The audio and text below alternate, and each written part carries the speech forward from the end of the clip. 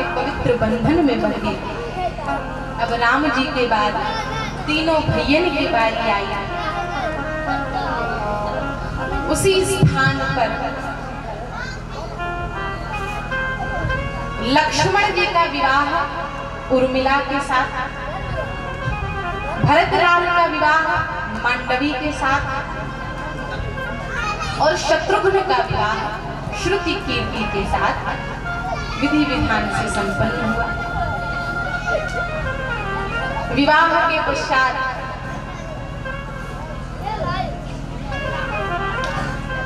सारे दुल्हा दुल्हन एक कक्ष में ले जाकर के बिठाए गए और वहां पर उनके भोजन आदि की व्यवस्था हुई, जिसको पुण्य जीवनार भई बहु आदि खूब खूब स्वागत हुआ। पठय जनक बुलाई बराती, जितने बराती आए थे सबका सम्मान हुआ।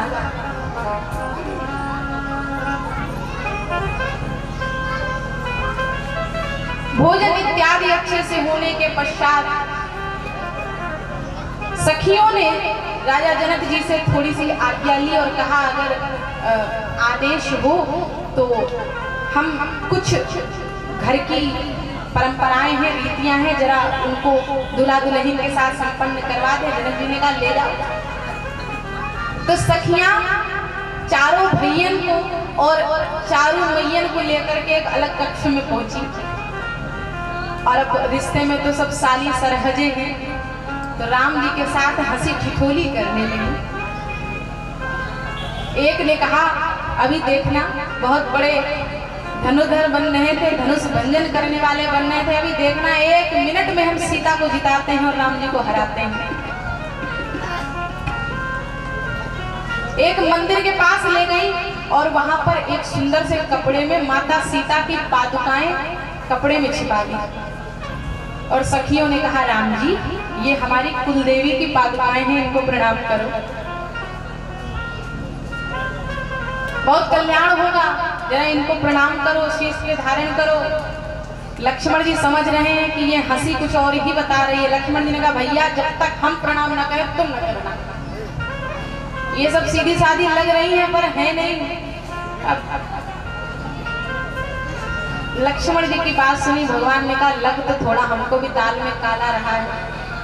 प्रभु ने कहा, नहीं, हमारे यहाँ केवल हमारे अयोध्या की कुलदेवी को प्रणाम किया जाता है, बाकी यहाँ वहाँ की कुलदेवी को प्रणाम नहीं किया जाता। अब सखियां खींच गई, गुस्से में आ गई कि ये तो चतुर चालाक सब कुछ है। बोली, आइए आइए, आपको एक सुंदर से भवन की ओर ले चलते हैं, एक सुंदर सा रूम कमरा दिखाते हैं, वहां पर बिठाते हैं, देखना वहां कितने सुंदर सुंदर गान होते हैं, सुंदर सुंदर नाद बजते हैं। भगवान कहने लगे चलो। सखियां ले गई राम जी को। अब राम जी को मध्य में बिठा करके पूरी मिथिला की रानियां राम जी को घेर कर बैठ गई और सीता जी से कहा, हमारी बारी है, तुम बीच में मत बोलना, तुम बस दूर से आनंद लो। और सखियां राम जी को घेर कर बैठ के पूछ रही हैं, और बताइए आपने कितनों को मारा है?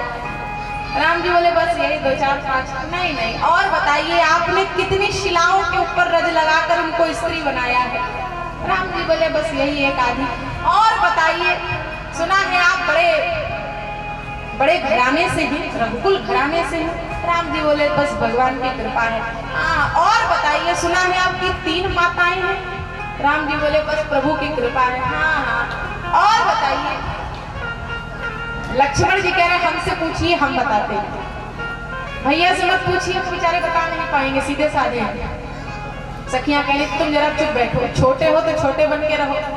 हाँ राम जी, आप जरा और बताइए। तो राम जी कह रहे, अरे पूछो तो सखियां कह रही, राम जी एक बात कहें, बुरा तो नहीं मानेंगे? राम जी बोले, ना 2 कहो, बुरा मानने वाली होगी तो मानी जाएगी। सखियां कह रही, हमारे यहाँ एक बड़ा प्रचलन है। कौन सा प्रचलन है? कि हमारे घर में जो भी जमाई आते हैं, समधी होते हैं, इनको गारी दी जाती है, बुरा न मानो तो दे। लक्ष्मण जी बोले, अच्छा, हमारे भैया राम जिनकी कीर्ति चराचर विश्व में व्याप्त है, उनको गाली देने की सामर्थ्य? राम जी बोले, अरे मन है तो दे लो। सखियां कह रही हैं राघव पहले तो क्षमा मांग रहे हैं, लेकिन अब परंपरा है तो निर्वहन तो करना पड़ेगा। तो सखियां राम जी को गारी गा के सुना रही हैं, और एक सुंदर सी गारी है जिसको परम पूज्य साकेत वासी पूज्य श्री राजेश्वरानंद जी महाराज ने लिखी है। बड़ा सुंदर भाव है, मुझे बहुत प्रिय है। तो सखियां राम जी को गारी गा करके सुना रही हैं और राम जी की खूब हंसी ठिठोली कर रही हैं। क्या कह रही है राघव?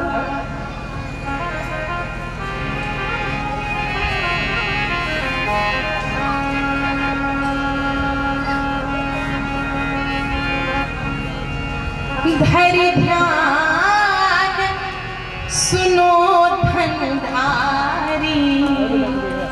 बड़ा ध्यान से सुनना, ऐसा ना हो बीच में भटक जाओ कहीं। क्या शब्दों पर विशेष ध्यान दे और आप लोग तो अच्छे से समझ जाएंगे, आपके यहाँ टीवी है। धरि ध्यान सुनो धनधारी गारी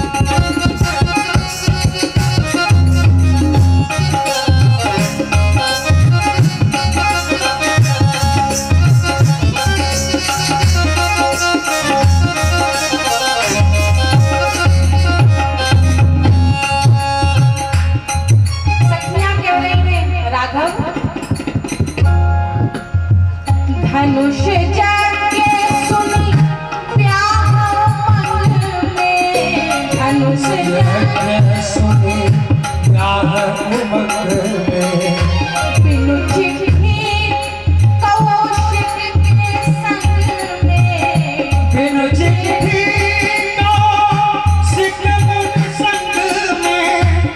राम जी एक सवाल पूछ रहे हैं, सही सही बताना, पूछो। चिट्ठी तो गई थी विश्वामित्र मुनि को कि स्वयंवर में आना है, आप क्यों चले आए? क्या आपको चिट्ठी मिली थी? अब राम जी सोच रहे हैं हाँ करें कि ना करें, ना करेंगे तो वो पता चलेगा बिना बुलाए आए हैं।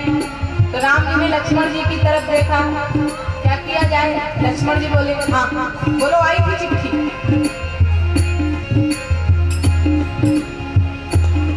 राम जी मुड़े सखियों की तरफ और कहने लगे आई थी चिट्ठी। चिट्ठी में लिखा था कि राम लक्ष्मण के संग पधारो। राम जी फिर लक्ष्मण की तरफ देख रहे हैं, लिखा तो नहीं था। अरे बोल दो आई थी, कौन सा पता चलेगा? आई थी। सखियां कह रही हैं राघव भैया तो झूठे हैं ही तुम्हारे, और तुम भी झूठे हो रहे हो। हम तो जानते हैं ना, हमें तो पता है ना, बुलाने वाले को नहीं पता होगा कि किसको किसको बुलाया गया।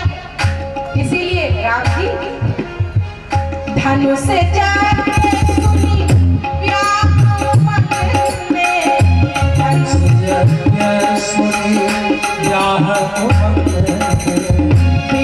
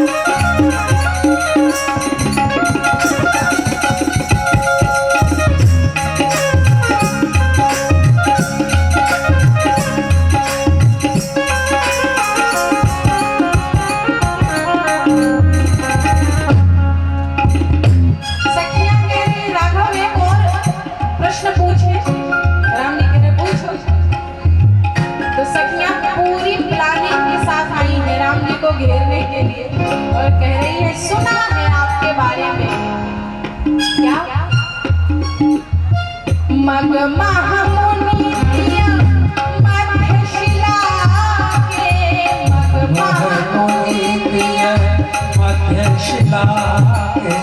सुना था कि आते समय रास्ते में एक कोई शिला मिली हुई थी कि नहीं थी? राम जी बोले थी। तो आपने क्या किया? अब राम जी मुस्कुराए, हमने तो कुछ नहीं किया। तो सखियां कह रही हम बताते हैं।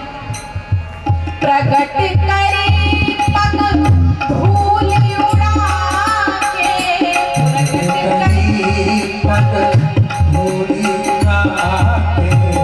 रास्ते में पड़ी हुई शिला पर पग की रज लग गई और रज तो प्रकट होकर स्त्री बन गई।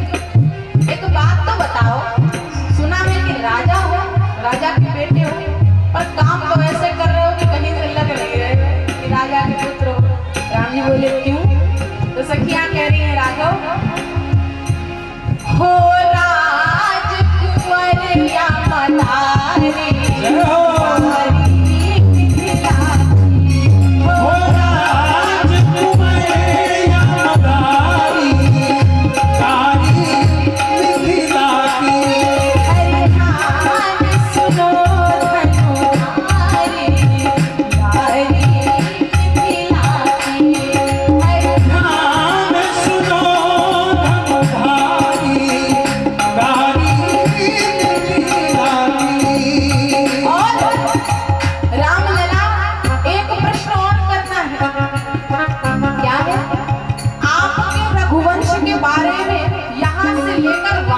चर्चा है। इतने बड़े दानी महात्मा हैं आपके रघुवंश में। हाँ है तो सखियां कह रही हैं, पर हमने तो कुछ और ही सुना। दान शिरोमणि महिमा मंडित, दान शिरोमणि महिमा